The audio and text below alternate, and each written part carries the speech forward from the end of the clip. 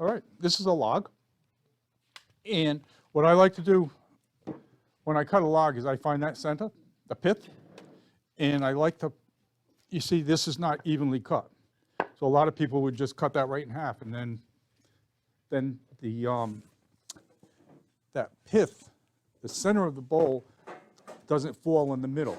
It always winds up on one side or the other, and if you don't take the time, that's what's going to happen. It just doesn't come out right. It'll float either one side or other. My bowls, every bowl I make, it's usually always right down the center. And I got one I can show you exactly what I mean.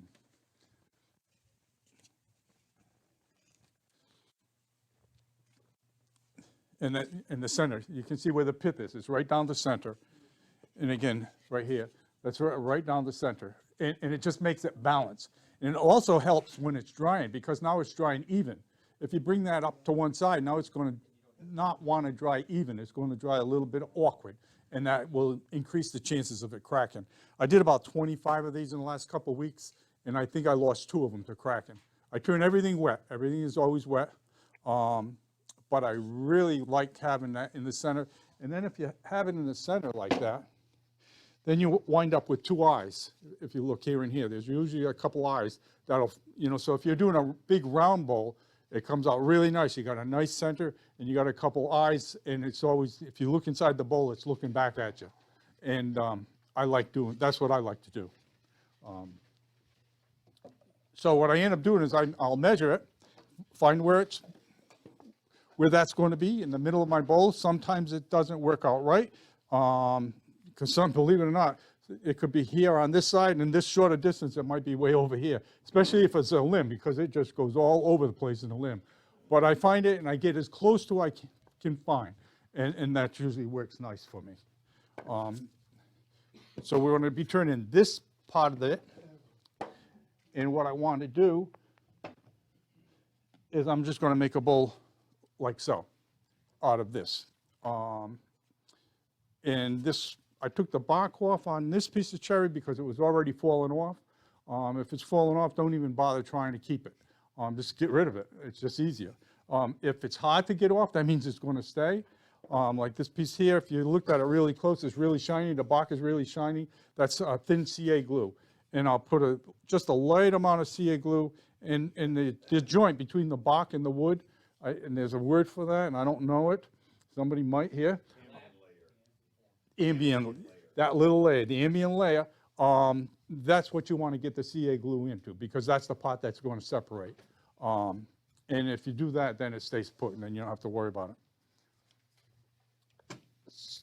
So the next thing I do is I'll take this little doodad, and I'll come back here, and I'll find that center, and which is because now I'm right where the pith is. I'm running right through the pith. And I want to make sure that this and this is right nice. And then I'm going to go over here, and I'm going to make sure that that's on center too. And that's pretty close on both sides. And I already had the mark there because I wasn't sure if it was going to swing. Because I have a robust, so I can do 25-inch. And I don't know how this is going to work. But what I end up doing is I'll do that, then I'll come over here.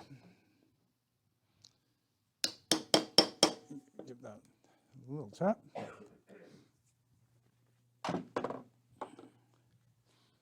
And then right in the center. So I ended up doing between here and here, that I found that center point, and then from here to here. So this is going to be fairly balanced right now when I put it on. But this is going to be the top of the bowl. And this is where the tenon is going to go. So it's really hard to find that this way. So what I do, and this is something that I do. I don't know who else does it. It doesn't matter who does it, but I'll show you what I do.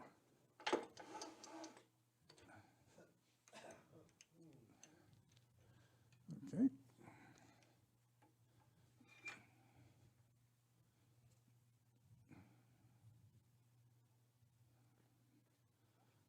Okay. I got a little laser. And what I want is this part of my bowl to be balanced, the top of it. you don't want it to be like so, because then it looks a little wonky, or you don't want it to be off. So if you keep this, so when it sits on the table, then it becomes a bit more pleasing to the eye. And you can have, some of my bowls, this might be really low, this might be high, depending on the shape of the wood, but it's a choice that I make. But if you try to keep that balance, you know, it just, you know, you can see how it just makes it look better that way. And how I do that is I take my laser, and you don't need a laser, you can use a pencil, you can use your eye, you can use your finger, but I end up taking my laser and just spin it. And remember when we talked about the banjo being in the way? This is one of them. And so what I do is I'll just spin it. Okay, and that's pretty nice right now. And now I want to see how close I am where my pith is, because I cut that pith out. And right now I'm really over, so we're going to bring this over here a little bit more.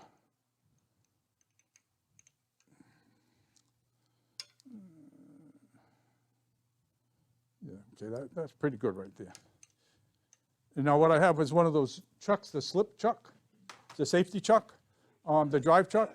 It's got a cup in it. Usually at home, because I got a big powerful lathe, I'll use this guy, and this is just jams it in, and it won't ever slip. But this one's going to slip. So we're going to. There we go.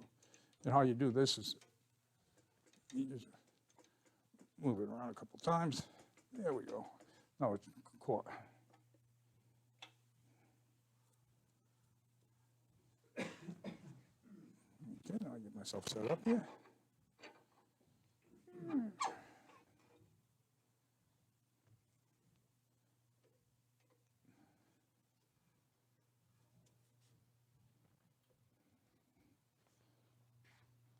My button to start up is over here. So I don't have, no, boo. You'll always try to stay out of the way of that thing. Because they should make a little one. It's easy for people. There we go. Now let's speed it up a little bit.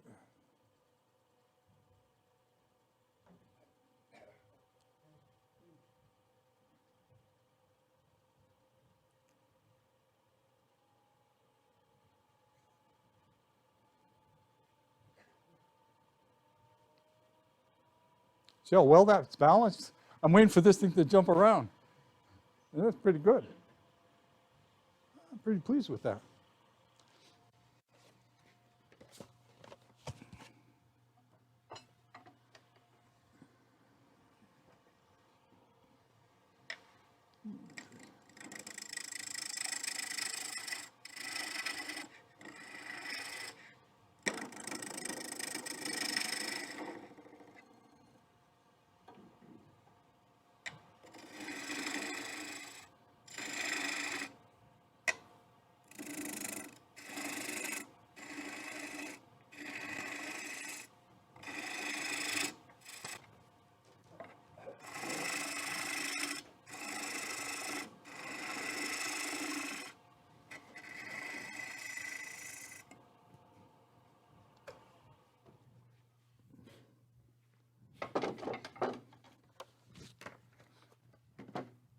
And what I did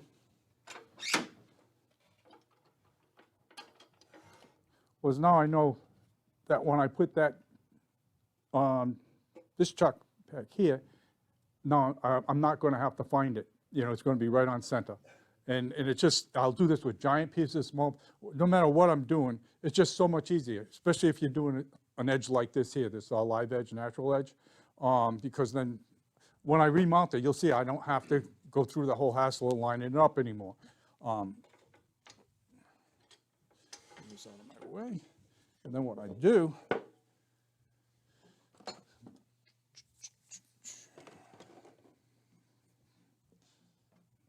I'll take my punch and just drive that in.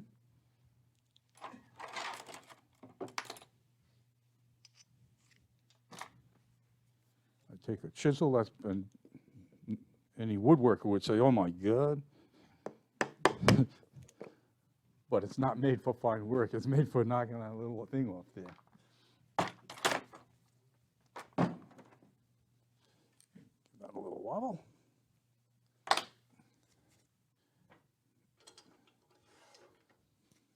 that to get a flat surface? It gives me a flat surface. So when I'm using something like this, now I got a flat surface and that's going to jam in nice. This is also my drive center is going to jam in nice. It's going to be flat. It's also on center. You know, otherwise, if I was trying to do it this way and finding that point in there and moving it around, it's really hard because now you got a crown. It's just really hard. But if you're finding it here, everything's on center. And now I can put it here and then I use the laser to line it up to make it. And then again, I can either use this big guy or I can drive it into that. And I don't have to measure now. Now I just have to put it in and drive it. I made myself a little flat board that seems to work pretty well where I put the one on the flat side. I got a nail sticking through so I can put the hole on the flat side, put on there, and then I can just like spin the piece and look at from the top to see what ends up being the center point where it's spinning. And then I can mark it, and it seems to work pretty good for me. On a live edge like this? Yeah. How do then you chisel it down then? Yeah. Okay. Yeah, but I got to chisel it down, but I can sit there and spin it, and I can see exactly where its center point on the top side that's rounded is supposed to be, and then I go ahead and mark it with an awl. Yeah. And then if you move this, you always want to spin this by hand all the time. And now what we're going to do is I'm just going to get rid of some wood there. But what I'm going to do is this is a piece that I'll pass this around. I did this one today, this morning. I didn't sand any of it. You're going to see some lines in here. But it took about a minute just to sand this edge. So you'll be able to see how you can clean this up really nice in a minute versus an hour. And then you can find out there's no tear out. And that's what we're trying to do tonight is prevent tear out. And you can see that.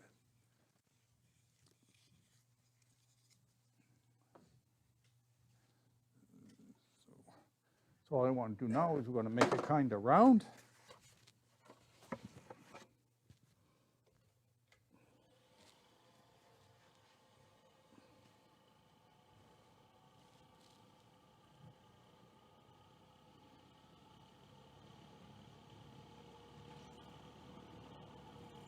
Okay.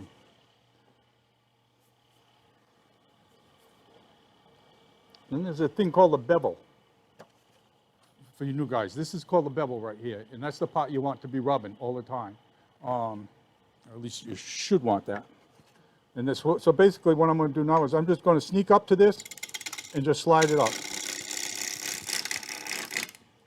Sneak up.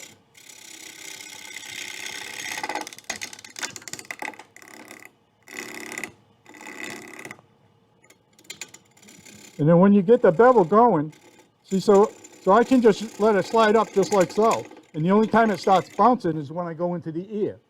But if I'm on solid wood, I don't need two hands even. You know, I can just let it slide through. But now I'm just we're just going to get rid of some of that. Go back over here.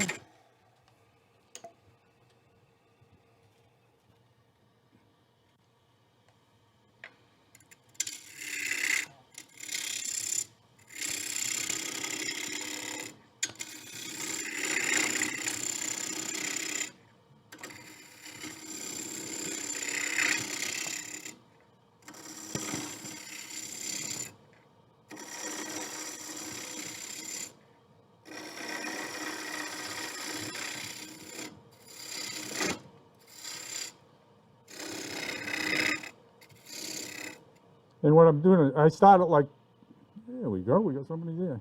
I start it like so, and then I spin it. So I keep my bite, and then I can spin it, and then I bring that cut out. But I make sure I ride that bevel through.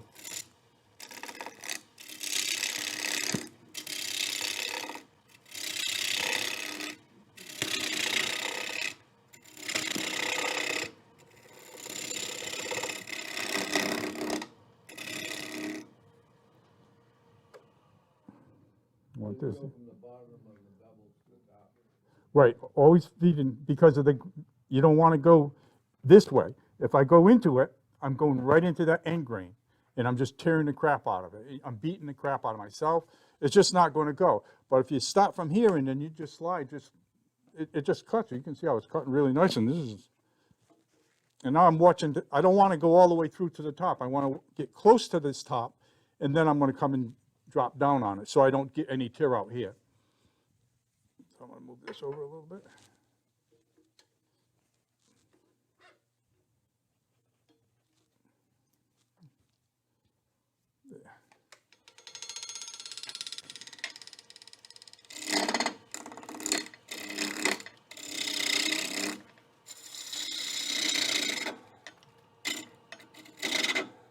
And they call that a safety chuck because if you're new, rather than when you get a catch like that, everything goes the wrong way, it just spins and doesn't hurt anything. But it becomes a pain sometimes if you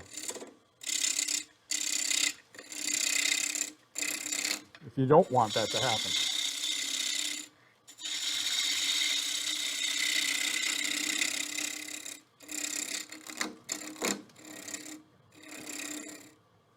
Okay, let's see how far.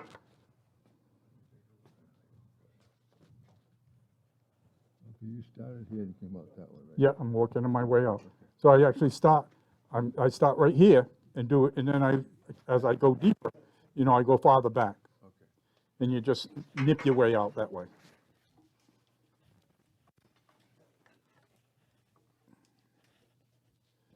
Again, always spin it, see that?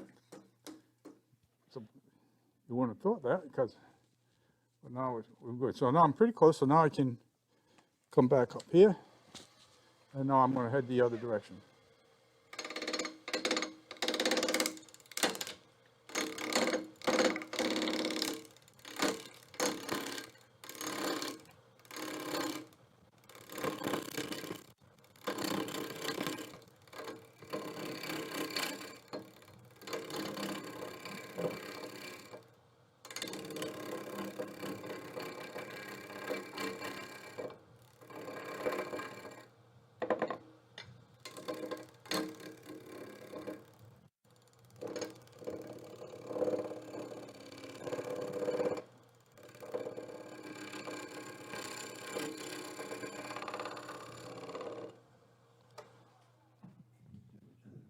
Now, well, you went from, Right, now I'm cutting from here, just a little bit. yeah, And that's so I don't have any tear out here. Otherwise, if I came this way straight through, this very top would pop off. And if you had bark there, then the bark would fly off. So it's go almost up to that top, and then you can clean it that way. And now that it's cleaned, I can go and do the full cut that way, and it's not going to tear anything out. So that gives me an idea what I got. Now I want to do a tenon. The idea where my tenon's going to be. Can you repeat that, Roland? So now you're gonna, now you can go look and go all the way to the end. Right, now I can, so what I'll do now is I'm going to make the tenon. Right, but I can just Uh, back up to Right, then I can go from here all the way out, all the way up. because that's the direction of the cut you want to go anyway. This way here, there's no support coming this way. This way here, you're getting your support. But because you don't want to blow that all out, now I can cheat my way. Now I can come, and when I get up near there, I can take light cuts, and it won't blow that out. And so for right now, we're just going to throw a little tenon on there.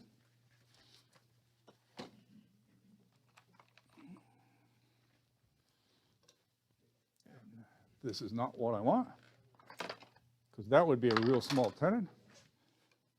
This is about the size that I want.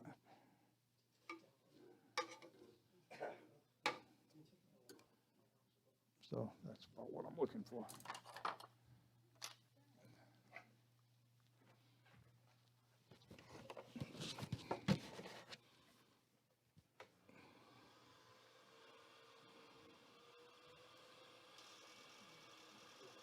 Because that's balanced now, I can speed it up a little bit more. And what I'm going to do is I just take this, and I see my pencil line, and I'm just going to cut into it. Get close to it, and now I can come back and just get rid of some of that.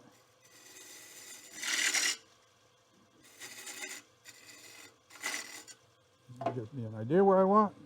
Now I can come back over here.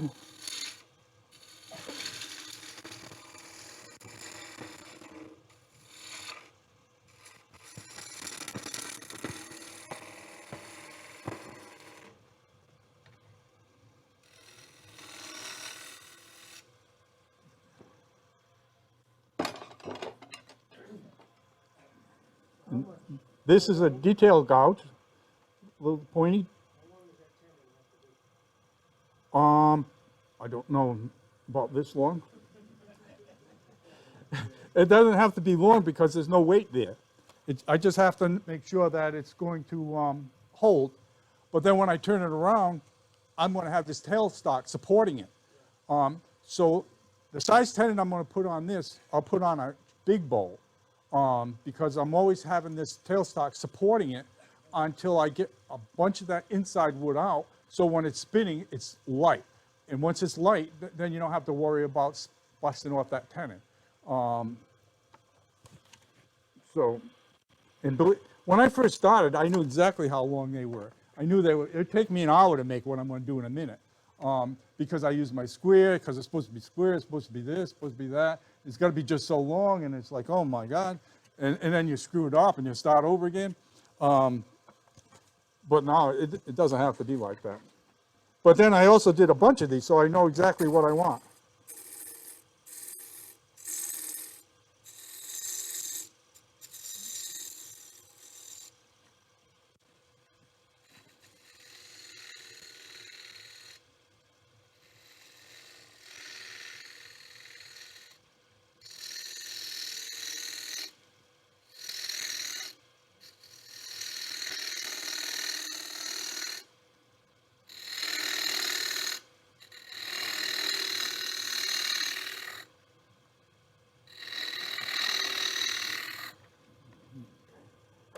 So what I have is now I have my tenon, and then I have a little shelf here. I'm going to make that a little bit bigger. And that's going to be the bottom of my bowl. And so I'm going to leave this about a 1/4 inch or 3/8 of an inch. So I have that much extra wood on the bottom because the tenon's going to go away, and now I'm going to have that foot. And that's this spot that you see right here.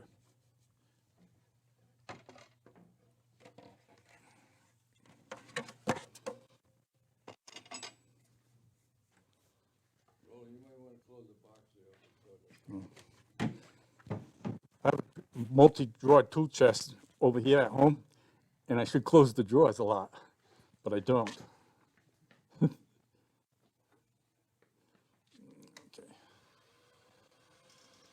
Now, this is where we're going to go.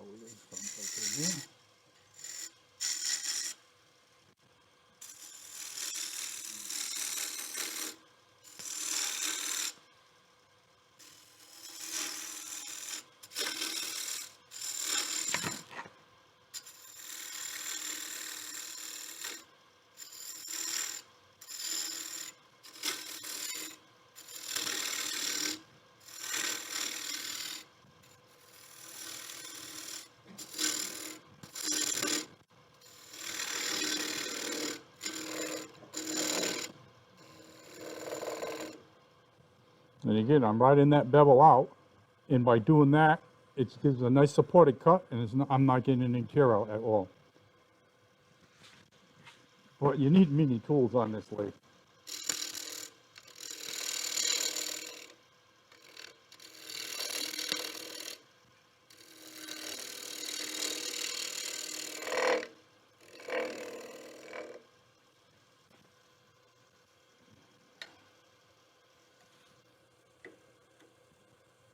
You never do that. Always shut it off before you change.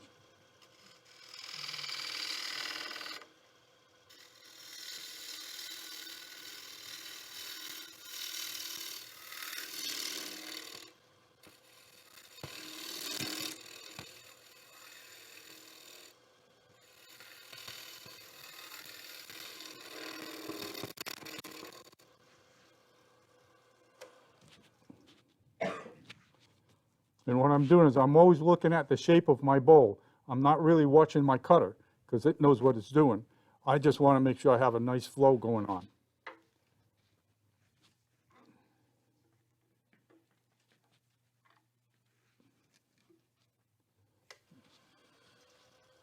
I want to come back up here.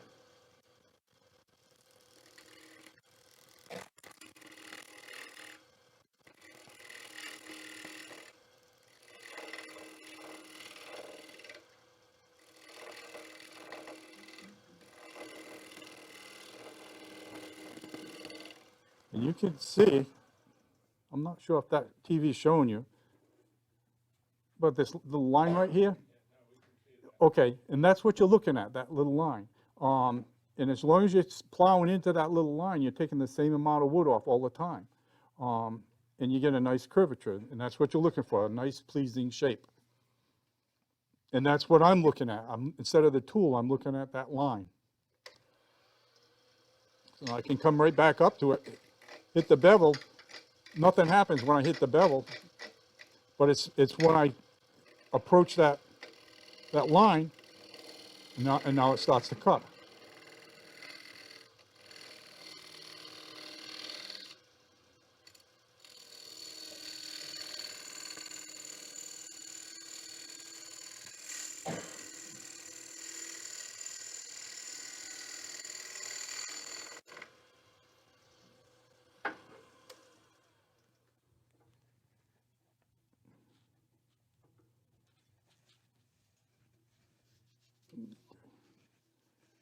Now I'm going to do what they call a shear cut.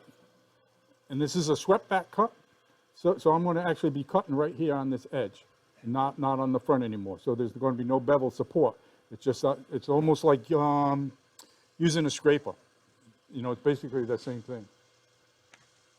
I don't know if I can do it here, but we'll see. And you can see there's all these cute little curing, you know, there's just little bits. That's all I'm trying to do is just clean it up.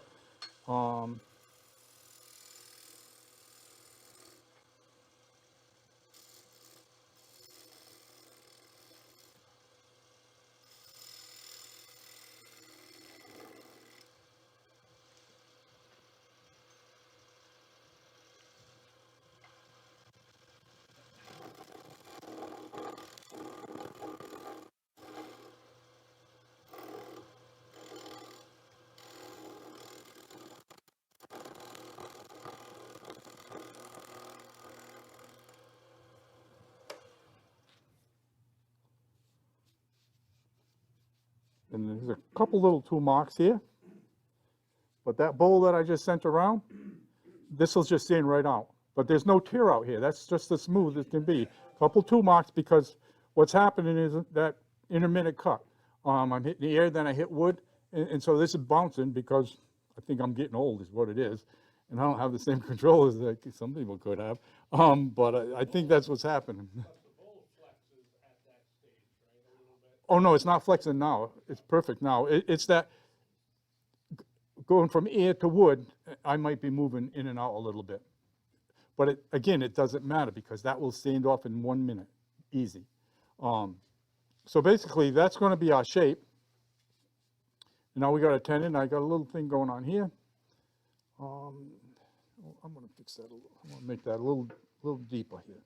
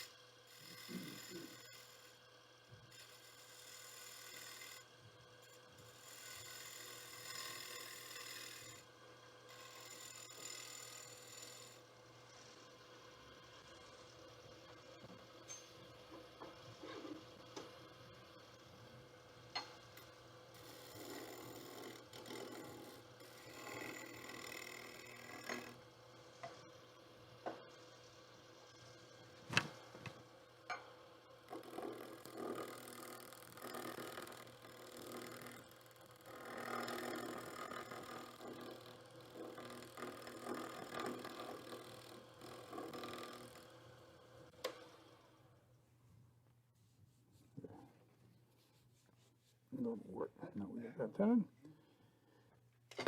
And when I cut my tenon,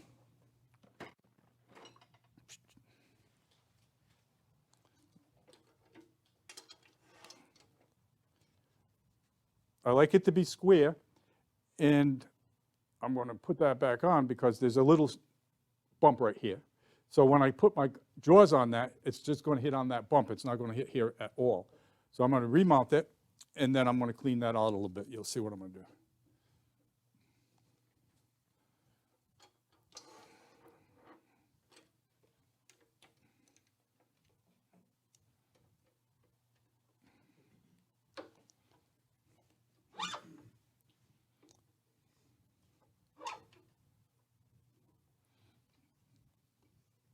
At home, I've got lights everywhere.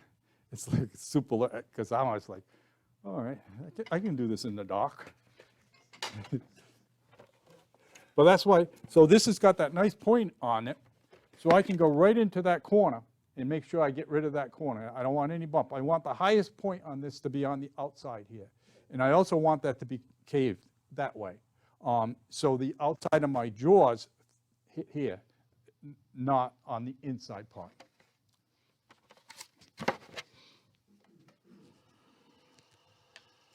So now I'm just going to bring this right back in. Go right up to that shoulder, go beyond the shoulder, and then I can come back out.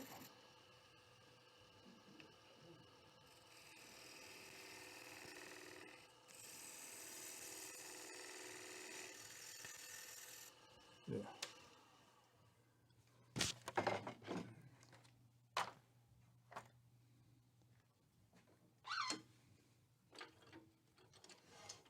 And that's how big my tendons are. And this can be for a big bowl, small bowl, it doesn't really matter. That's usually about how much I'll go. Looks like 5 30 seconds. Okay.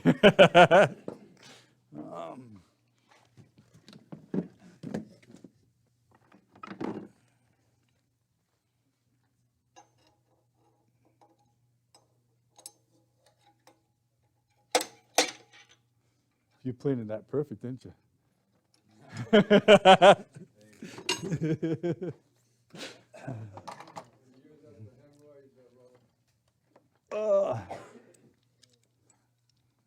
And that's the 4-jaw chuck.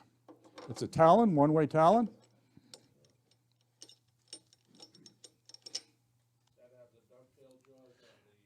That has a special kind of jaw. It also has 8 surfaces on it. And what that means is it's always going to grab the same amount. The dovetail jaws, its most holding power is when it's almost closed.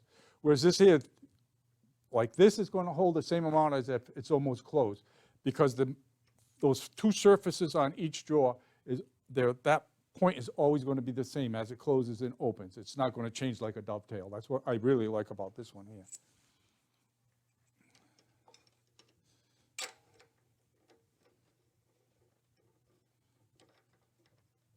Then when I'm closing this jaw up, I'm pushing that in, and then I give it a crank, move it over, give it another crank, and you'll see some people put a torque bar on here and crank the crap out of it. You don't need to do that. Just what I did, that's all you need. No, it's tight. That's how I do it. And but I'm not going to turn it on like this right now, because a lot of people just turn it on. But I'll bring this back here.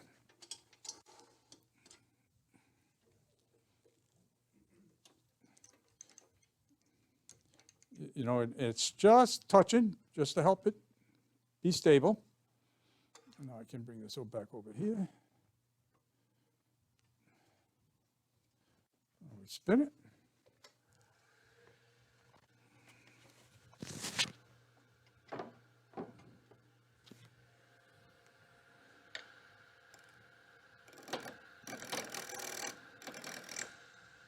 Oh, so you can see how I'm going in, like so. I'm not really riding the bevel too much because I'm just getting rid of wood. So I'm not looking for a finished cut. I'm just trying to let's just get rid of some wood. Actually, I am riding the bevel. I can see it, believe it or not. And now I'm just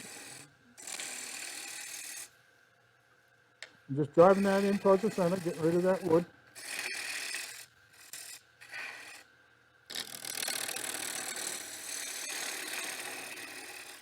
And right now, people would be using a Forstner bit. Try to speed it up a little bit. But what I already know how to use a drill. What I'm trying to do is learn how to use this tool, because this is the thing you want to learn how to use. You want to know how to use that bevel. You want to know how to slide it. You want to know how, and always pay attention to your cut, how it's going. I'll come back over here one more time.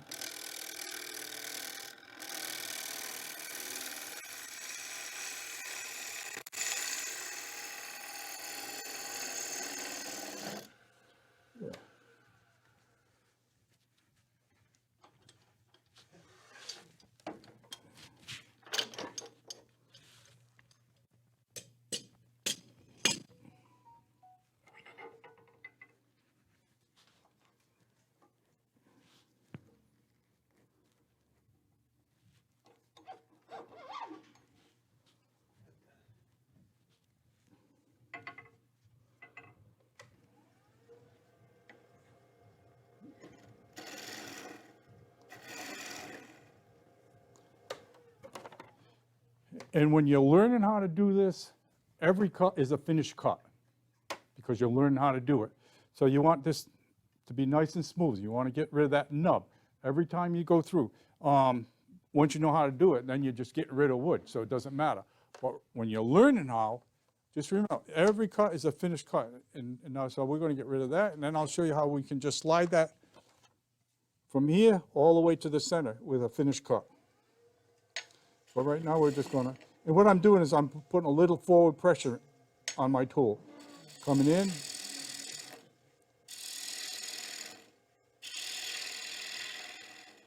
And again, I'm riding that bevel in. By riding the bevel in,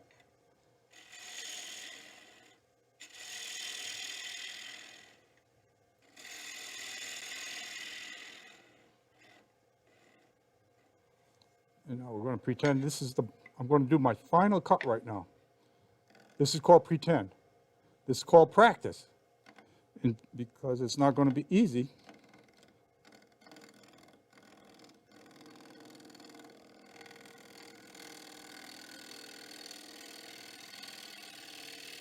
always on my bevel, walking my bevel around.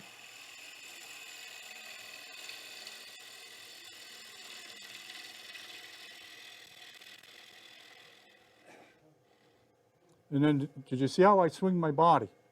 You know, instead of me being over here doing this, let your body do the control. That way you get a much better cut that way.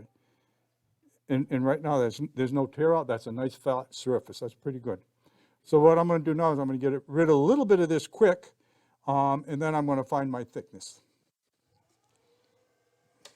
Let me drop this down a little bit.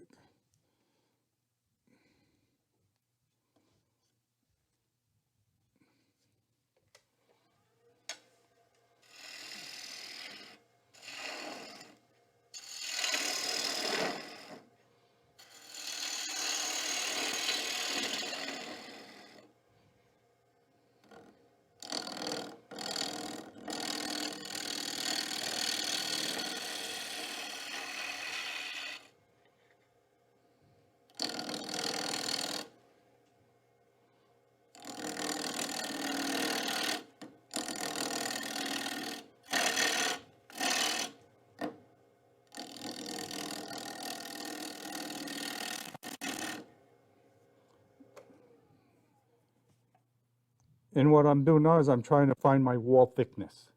And I do that by a little at a time. I can almost see here. If I had a light, I bet you I could see there, but I kind of know that so I'm going to get that as thin as I can without going through. And then I can get rid of some more of this wood here.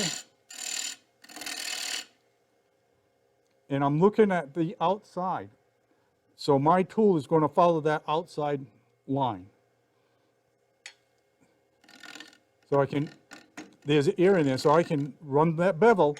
I ride that bevel till I come out, and as soon as I come out, then I can approach it and then go back in.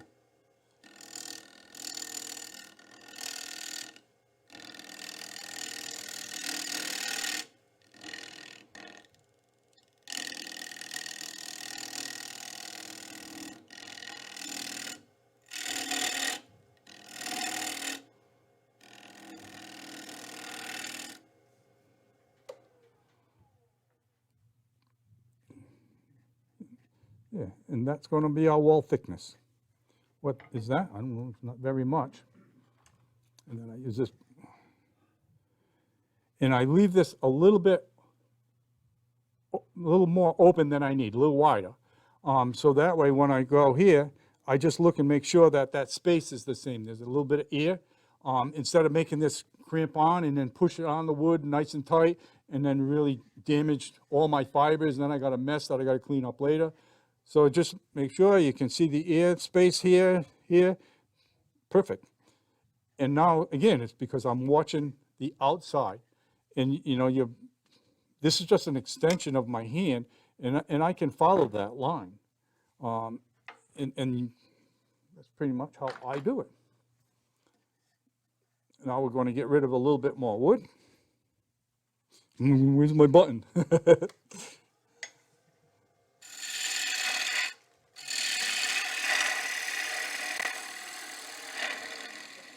And again, every cut, make sure every cut is your finished cut. And that way you get in the habit of working this tool the right way.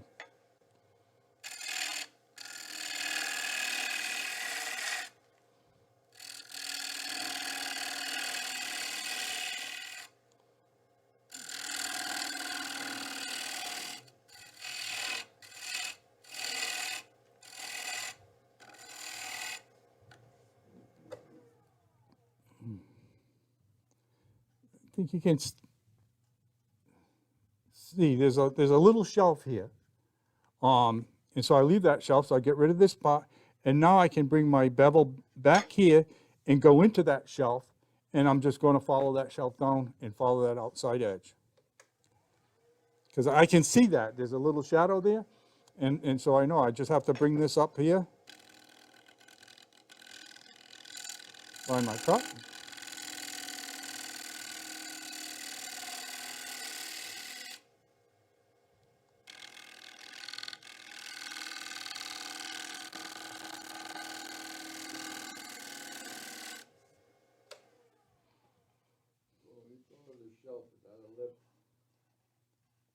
It's a lip, similar to a lip. Yeah, it's like a bank of a snowstorm, a snow bank. Basically, it's the same thing. It's just a bank there, and I'm just going to go up to that. So I always leave that. And right now, I have just this little 64th, less than a 64th right here, but I can see that, and I'm a little heavy. I believe I'm still a little heavy on that bottom.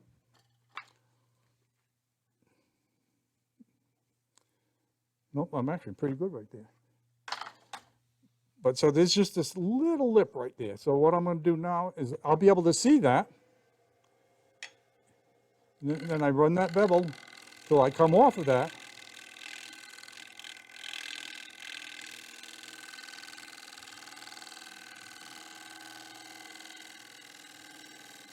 And there, now I got a nice flat surface all the way through. Get rid of some more wood.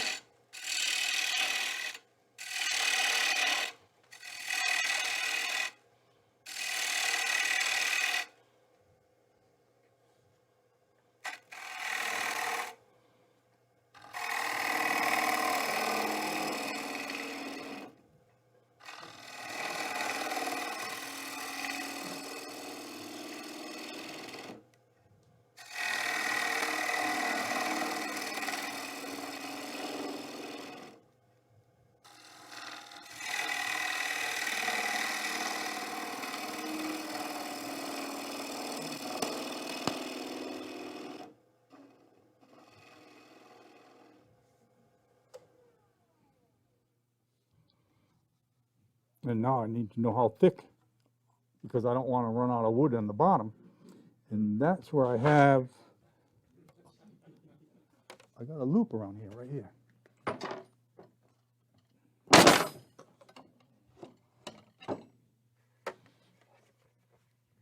Basically, it's just a bent wire. This is about an inch space in here.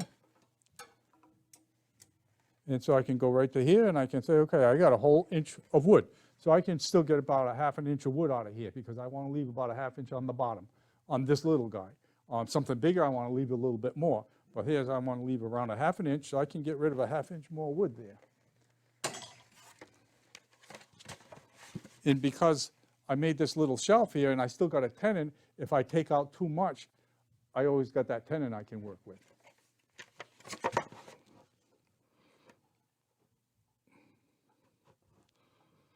And at home on my lathe, because this is just so hard to do here, I would have that tool set like that. So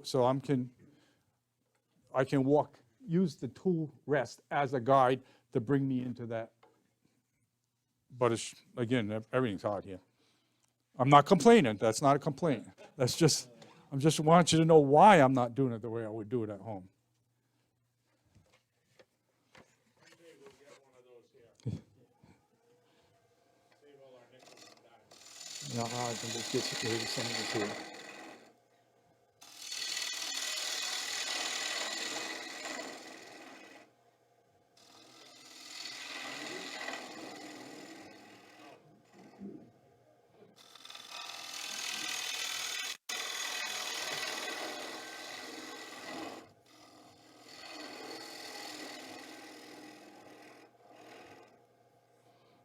Okay, and what I always do, because right now we're just about at the bottom. When they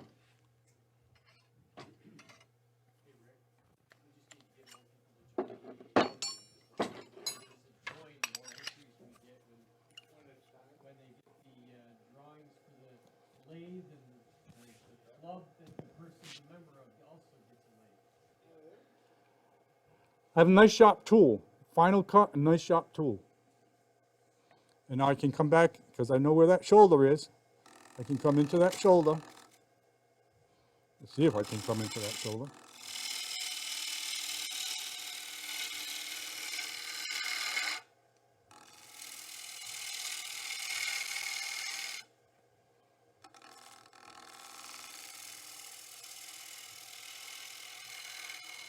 See how fine those little cuts are coming off?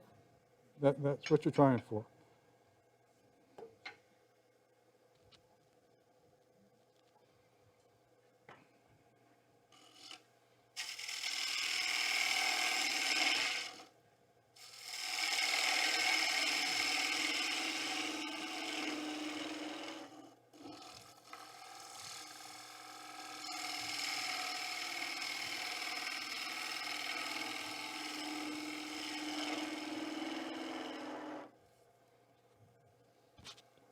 Habits are hard to break. That's why it's good to get good habits with this tool. Because once you have a good habit, because I keep trying to shut this off because my shut off is over here. And so now you can feel that, that's not too bad. I still want to I want to roll that so I get a nice little round bottom.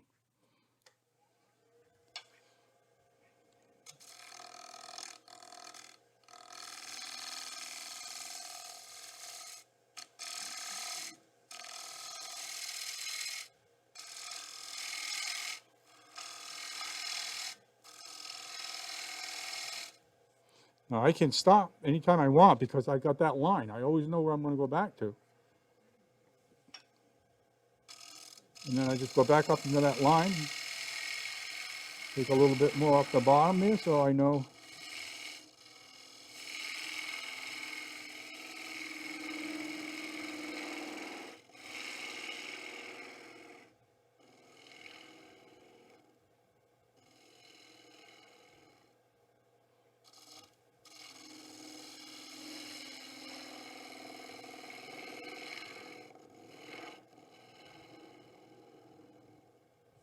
And when you get to that very center, remember that's not turning anymore. That's just sitting there.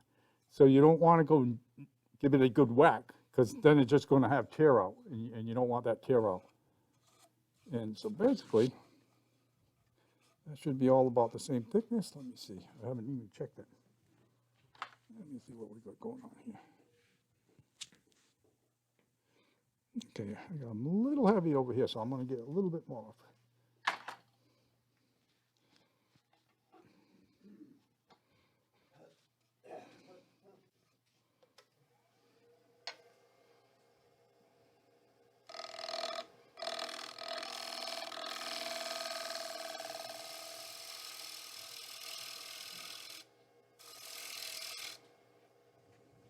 And once I make that corner, now I can come back with my bevel.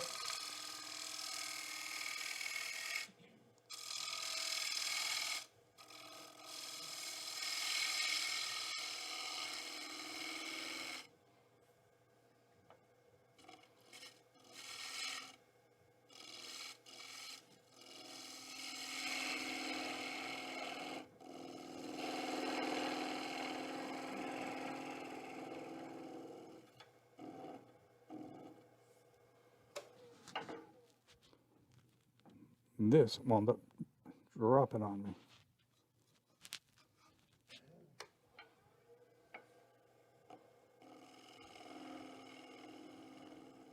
There.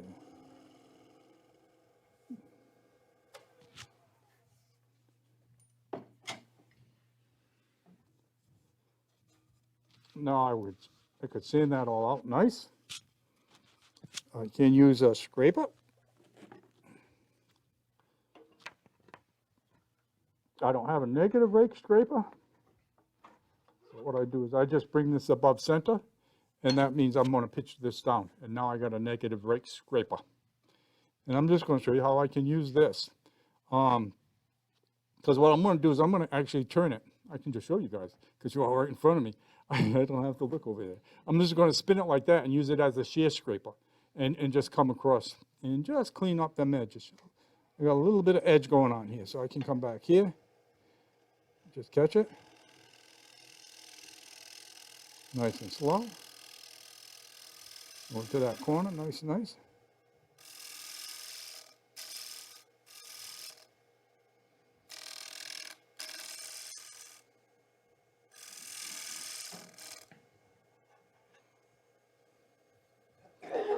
There's a glob or something right there, so I'm not gonna do this anymore.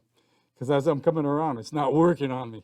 The tool actually has bet you that's CA glue right here.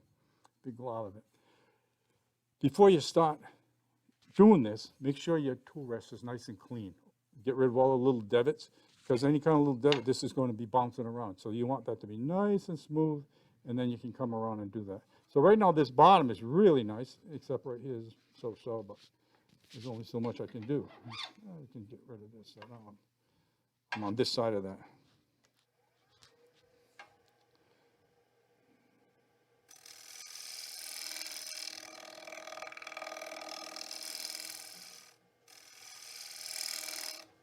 Okay, I don't want to come out anymore, because chances are this is already moving, because it's thin. If this was a round bowl, then that would definitely be moving. But right now it's not so bad. But that's pretty much what we got. And now,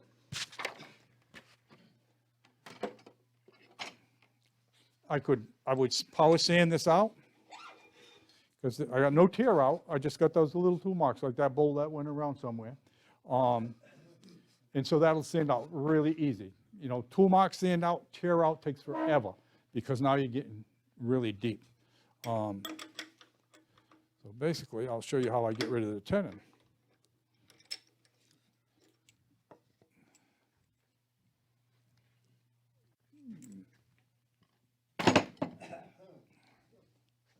I have a mark right here, and I always put this in the same spot between my 1 and 4 drawer. Open it up, make it fit. And I can almost feel where it drops back into the jaws. And, you know, as it crimped down, I can feel that. So it goes in the same place every time.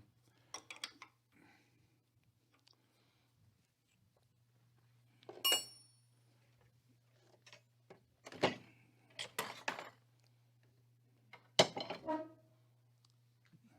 want to make sure how much wood I got on the bottom there. So I got so this is an inch. And so I bet you that's about a ½ inch, at least about a ½ inch there. That means I got about a ½ inch of wood inside here. And I have a ruler that will tell me. So I'm just shy, probably closer to 3/8. So I got about 5/8. So I got plenty of wood here. So what I can do right now is when I remount it, I can make this shift, this little foot here, a little bigger, because I got plenty of wood in the bottom here. And then when I make that recess, I don't have to worry, because the thing now is I don't want to blow through and come out the other side. But because I know how much wood is there, it's easy. And now I got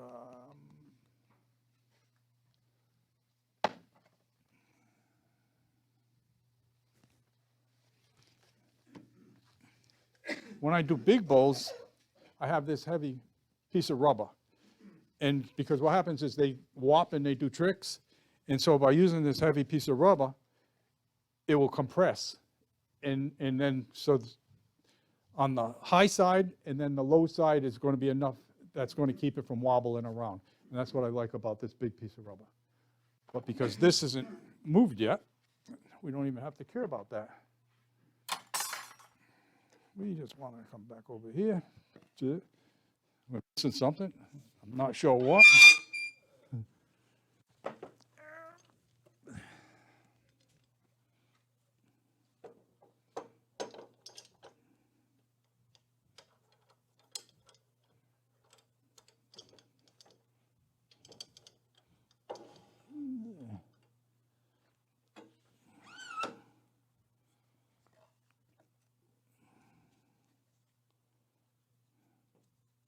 And this is how I finish all my bowls.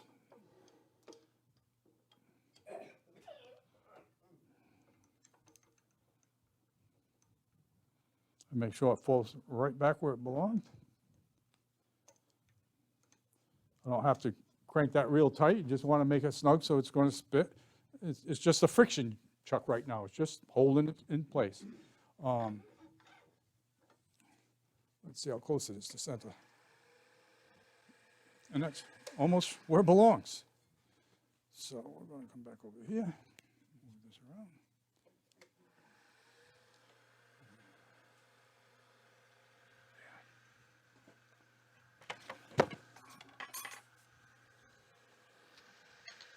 Now I can come back out here and catch that.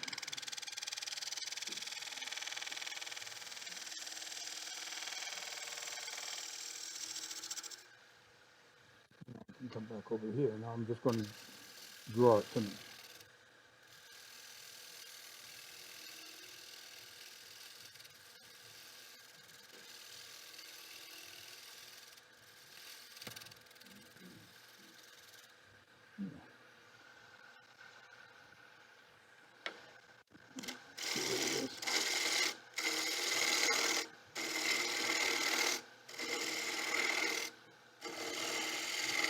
Right now, two things are going on. I have a nice sharp tool and I have green wood. So if you're learning how to turn, have a nice sharp tool and green wood. Green wood cuts nice and a sharp tool helps it cut nice. A dull tool, no matter what kind of wood you have, a dull tool is just going to make a dull mess.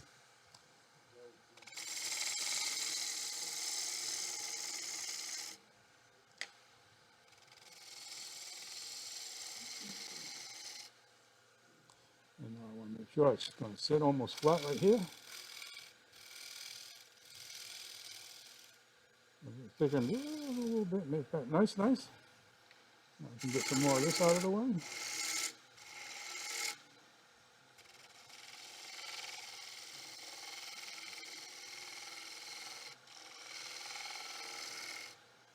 And then what I'm doing right now is when I start, I'm starting almost like so. Pick up that bevel, so I got a nice little shallow there. Pick that up, and then I can cut it. And then once I get close to this part, I turn the tool like so. Because by going into this, otherwise, if I went into that wall like this, it would just catch. That's the word. Use a catch, and we don't need catches, especially at this time. But even when I'm doing the inside of the bowl, I turn it that way. And so that way I'm coming, and now I don't have to worry about this catching. Now I'm just going to go right into it, and I can cut with this tip, just with this tip. I'm not cutting with this anymore.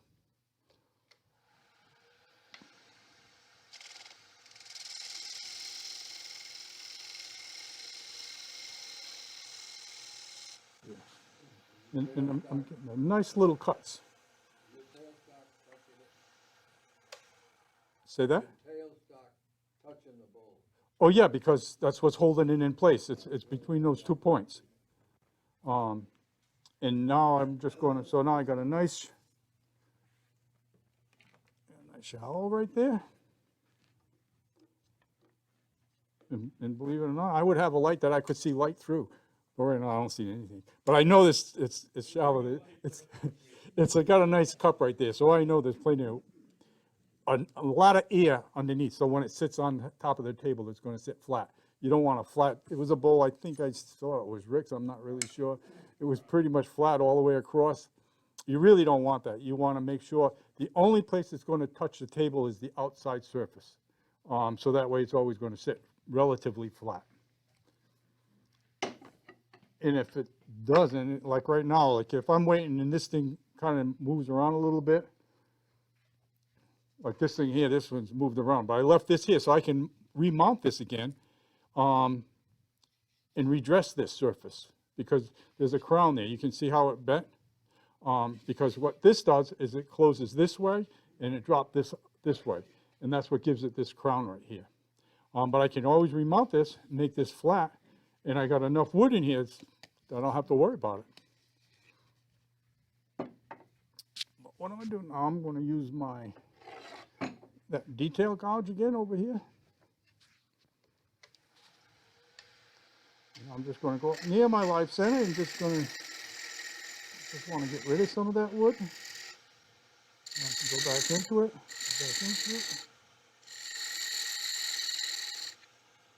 Now I can come back with that bevel, touch that bevel, push that all the way through.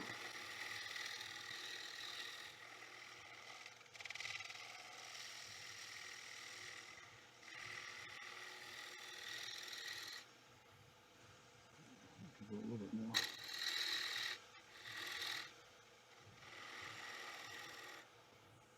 And it's kind of funny, guys. Well, I can go a little bit more. I did a demo, this same demo last week at another club, and I said I can go a little bit more, and it went this way. But I didn't have my saw with me. I know I didn't have this. So I was trying to get it as thin as possible, and then I was just going to use a chisel and just cut it. But it's so much better if you just, so now it's really good. I could go a little bit more. I'd be safe to go a little bit more. But just for demonstration's sake, this is one of the nice little flexible saws. So I actually turn it into like a little U. Just pull it back and forth a couple times. And you want to make sure it's U. If you go like this, then you're cutting this and this. It happens every time if you're not paying attention. How do I know that? Because then you're going to sand this down and sand this down. But you give it this here a little bit, and then you're just going to give it a little crank. And then you give it a little spin, and now you know it's disconnected.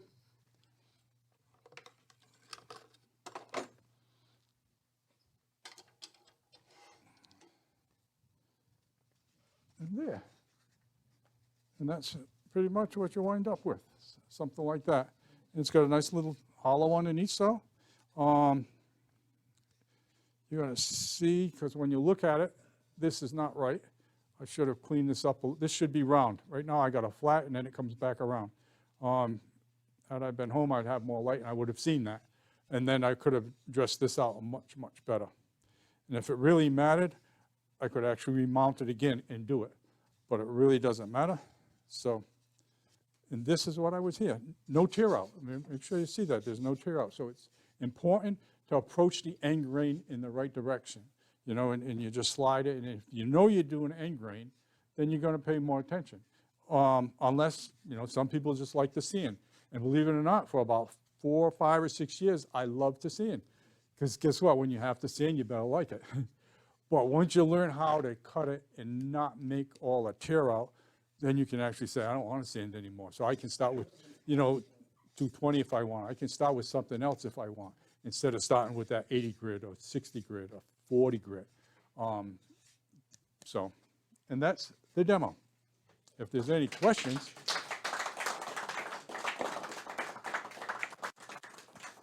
I might have an answer.